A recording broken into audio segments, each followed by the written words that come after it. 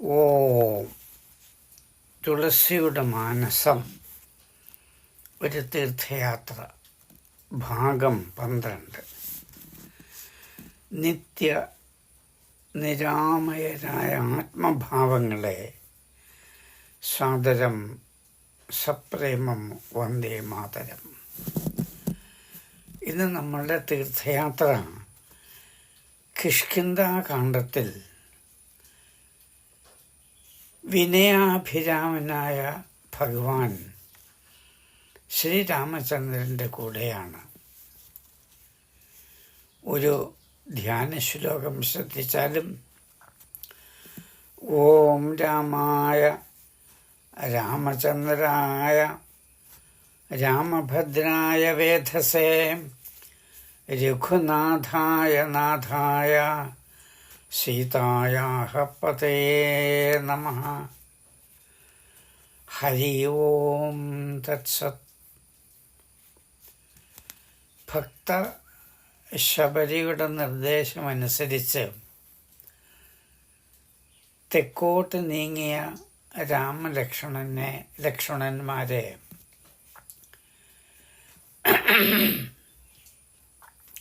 ഋഷിമുഖാദ്രി ആകർഷിക്കുന്നു.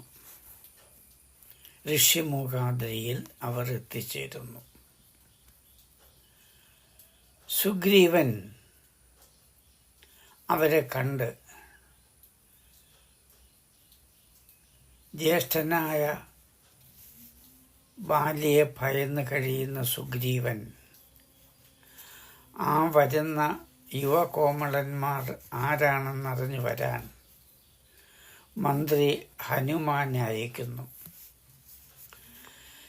ചാപബാണങ്ങളേന്തിയ യുവകോമളന്മാർ ബ്രാഹ്മണ വേഷത്തിലെത്തിയ ഹനുമാന്റെ സൗമ്യമായ ചോദ്യത്തിന് കിട്ടിയ മറുപടി ഇതാണ്: ദശരഥനന്ദനന്മാരാണ് ഞങ്ങൾ, രാമലക്ഷ്മണന്മാർ. പിതൃസത്യപാലനത്തിനായി വനവാസം അനുഷ്ഠിക്കുന്നു. ജനകാത്മജയും എൻ്റെ പത്നിയുമായ സീതയും ഞങ്ങളോടൊത്ത് വനവാസത്തിന് വന്നതാണ്. പക്ഷേ പഞ്ചവടിയിൽ വച്ച് ഒരു രാക്ഷസൻ സീതയെ അപഹരിച്ചു കൊണ്ടുപോയി. സീതയെ അന്വേഷിച്ച് ഞങ്ങൾ ഇവിടം വരെ എത്തി. തൻ്റെ ഇഷ്ടദേവതയായ ശ്രീരാമചന്ദ്രനാണ് തൻ്റെ മുമ്പിൽ നിൽക്കുന്നത്. ആ ഭക്തൻ സ്തുതിഗീതങ്ങൾ ആലപിച്ചു, പാദനമസ്കാരം നടത്തി. അനുഗ്രഹപൂർവം രാമൻ പറഞ്ഞു, തനിക്ക് ഏറ്റവും പ്രിയങ്കരനും വിശ്വസ്ത സേവകനുമായ മറ്റൊരു ലക്ഷ്മണനായി തീരുക. മാരുതി അത് കേട്ട് ആനന്ദാശ്രുക്കൾ പൊഴിച്ചു. സുഗ്രീവനുമായുള്ള സഖ്യം സീതാന്വേഷണത്തിന് സഹായകമാകും. സീതാമോചനമാർഗം ഇപ്രകാരം പറഞ്ഞുകൊടുത്തു: ജ്യേഷ്ഠൻ ബാലിയാൽ ബഹിഷ്കൃതനായ സുഗ്രീവന് സംരക്ഷണവും സമാധാനവും നൽകുന്നതായാൽ സീതാമോചനത്തിന് സർവവിധ സഹായവും ലഭിക്കുന്നതാണ്. താൻ വിശ്വസ്ത സേവകനായി എന്നും അങ്ങയോടൊപ്പം വർത്തിക്കും. ഹനുമാൻ സത്യം ചെയ്തു. ശബരി പ്രവചനം രാമൻ ഉടൻ ഓർക്കുകയുണ്ടായി. സുഗ്രീവ സഖ്യത്തിലൂടെ സീതാമോചനം സാധ്യമാകും എന്നത്. ത്യാഗിയായ ഭരതൻ സേവനനിരതനായ ലക്ഷ്മണൻ, സ്നേഹസമ്പന്നനായ ശത്രുഘ്നൻ, ഭക്തശിരോമണിയായ ഹനുമാൻ, സംശുദ്ധയായ സീത എന്നീ പുണ്യാത്മാക്കളെല്ലാം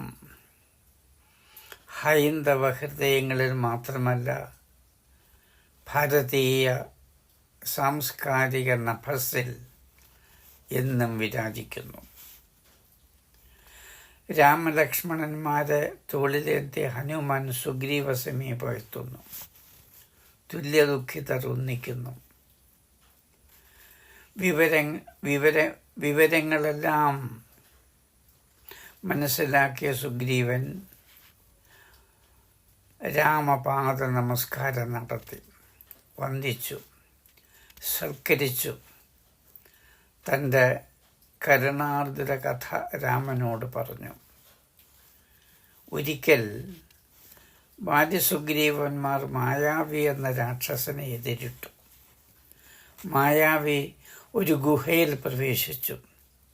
സുഗ്രീവനെ ഗുഹാമുഖത്ത് കാവൽ നിർത്തി. ബാലിയും ആ ഗുഹയിൽ പ്രവേശിച്ചു.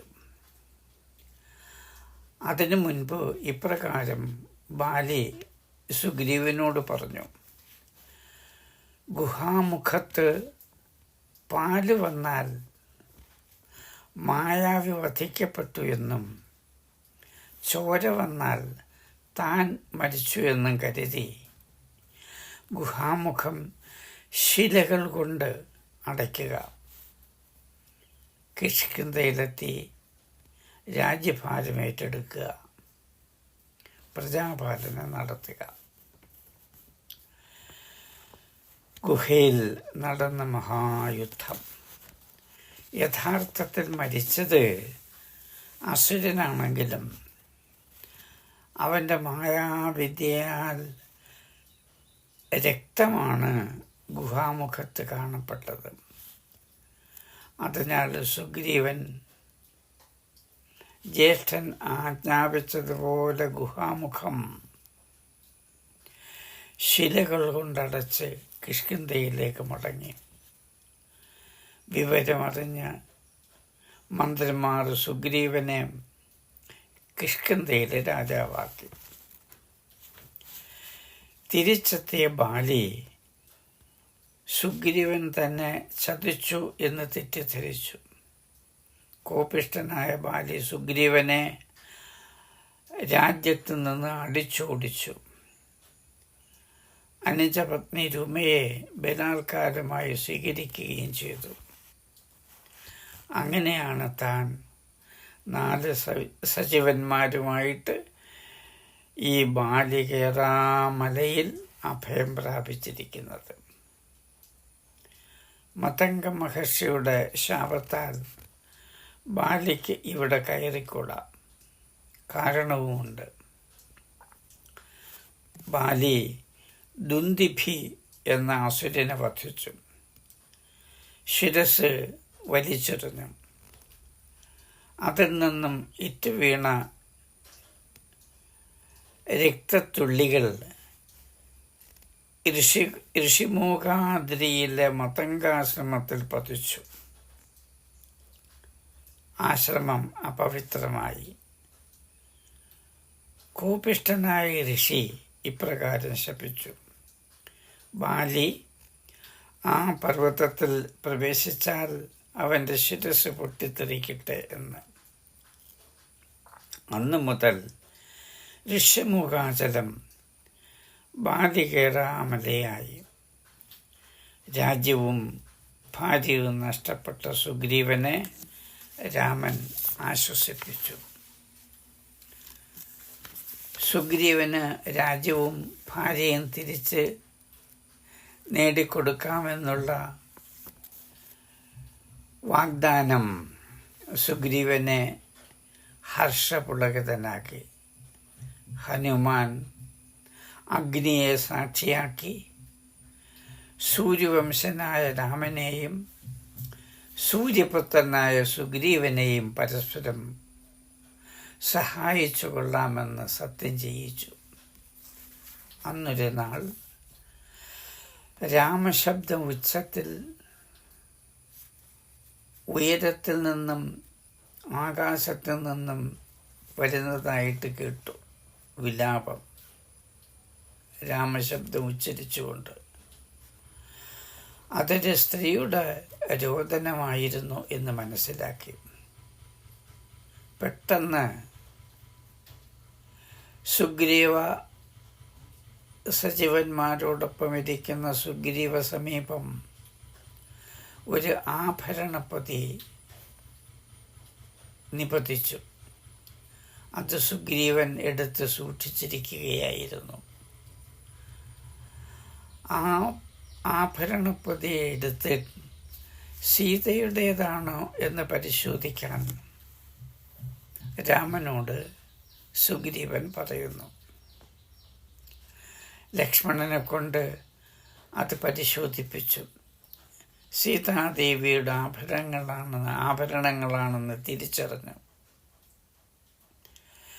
രാമൻ്റെ മുഖത്ത് നിഴലിച്ച പ്രേമ പാരവശ്യവും പരിതാപവും ഹനുമതാദികളെ കരുണാർദ്രമാക്കി. രാമസുഗ്രീവ സൗഹൃദം സീതാന്വേഷണത്തിന് ഒരു പുതിയ രംഗവേദിയായി. ഉത്തര ദക്ഷിണ ആര്യ ദ്രാവിഡ സംസ്കാര സമന്വയത്തിന് മംഗളാചരണവും കുറിച്ചു. ബാലിവധം. സുഗ്രീവൻ നടത്തിയ ശക്തി പരീക്ഷയിൽ രാമൻ അനായാസം വിജയിച്ചു. ബാലിയാൽ വധിക്കപ്പെട്ട ദുന്ദുഭിയുടെ ശിരസ് കാലിലെ തള്ളവിരൽ കൊണ്ട് ബഹുദൂരം തെറിപ്പിച്ചു. സമീപത്ത് വൃത്താകാരത്ത് നിൽക്കുന്ന സപ്തസാലവൃക്ഷങ്ങളെ ഒരമ്പ് കൊണ്ട് മുറിച്ചു വീഴ്ത്തി. രാമൻ്റെ ദിവ്യശക്തിയിലും കാരുണ്യത്തിലും സുഗ്രീവന് പൂർണ്ണ വിശ്വാസമായി. സുഗ്രീവൻ രാമനിർദ്ദേശപ്രകാരം ബാലിയെ പോരിന് വിളിച്ചു. എന്നാൽ താര ബാലിയെ ഉപദേശിച്ചിരുന്നു. സുഗ്രീവനെ സഹോദരനായി കാണുക, മമതയോടെ വർത്തിക്കുക. ശക്തരായ രാമലക്ഷ്മണന്മാർ സുഗ്രീവന് പിൻബലത്തിലുണ്ട്, സഹായികളായിട്ട്. അതുകൊണ്ട് യുദ്ധം ചെയ്യരുത്. അനുനയപൂർവം സുഗ്രീവനെ കൂടെ നിർത്തുക. ധർമ്മപത്നി താരയുടെ ഉപദേശം ബാലി കൂട്ടാക്കിയില്ല. ദ്വന്ദ്വയുദ്ധം. ബാലി സുഗ്രീവന്മാർ തമ്മിൽ ആദ്യം ബാലിക്ക് വിജയം കിട്ടി. കാരണം രൂപസാദൃശ്യം മൂലം രാമന് ബാലിയെ തിരിച്ചറിയാൻ സാധിച്ചില്ല. തുടർന്നുള്ള യുദ്ധം സുഗ്രീവൻ ഒരു മനോഹര മലർമാല്യം അണിഞ്ഞിരിക്കുന്നു. രാമൻ്റെ ഒളിയമ്പ് ബാലിയുടെ മാറിടം പിളർന്നു. അതിനെ ചോദ്യം ചെയ്ത ബാലി ഇപ്രകാരമാണ് രാമനോട് ചോദിക്കുന്നത്. സൂര്യവംശജനായ രാമൻ അധർമ്മിയാണെന്ന് ഇപ്പോൾ ബോധ്യമായിരിക്കുന്നു. നേരിട്ട് അസ്ത്രപ്രയോഗം നടത്താതെ ഒളിഞ്ഞു നിന്ന് എന്നെ അസ്ത്രമയച്ചു. ഇത് ക്ഷത്രിയ ധർമ്മമോ?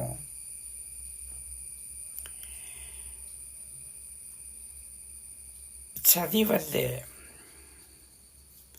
അവതാരോദ്ദേശ്യവുമല്ലല്ലോ ഇത്. ബാലി പരിഹാസപൂർവം വേദനിച്ചുകൊണ്ട് പറഞ്ഞ വാക്കുകൾ കേട്ടിട്ട് രാമചന്ദ്രൻ ഇപ്രകാരം പ്രതിവചിച്ചു. ക്ഷത്രിയരുടെ സർവപ്രധാനമായ കർത്തവ്യം രാഷ്ട്രരക്ഷയും പ്രജാരക്ഷയും ധർമ്മരക്ഷയുമാണ്. അതിന് ഒളിഞ്ഞും തെളിഞ്ഞും അസ്ത്രപ്രയോഗം നടത്താം. ത്യാഗപൂർണമായ സേവനം അത് ഉത്തമമായ ലക്ഷ്യത്തിന് വേണ്ടിയാണ് താൻ നടത്തിക്കൊണ്ടിരിക്കുന്നത്. ജീവിതത്തിൻ്റെ ലക്ഷ്യവും ഇത് തന്നെയാണ്. അധർമ്മത്തെ ഇല്ലാതാക്കുക, ധർമ്മത്തെ സംരക്ഷിക്കുക. അതാണ് എൻ്റെ അവതാര ലക്ഷ്യം. ശ്രീരാമചന്ദ്രൻ ഉര ചെയ്തു. തുടർന്ന് നമുക്കടുത്ത സത്സംഗത്തിൽ ശ്രവിക്കാം. സ്വസ്ത്യസ്തു ശുഭമസ്തു സന്തു മംഗള സദാനി.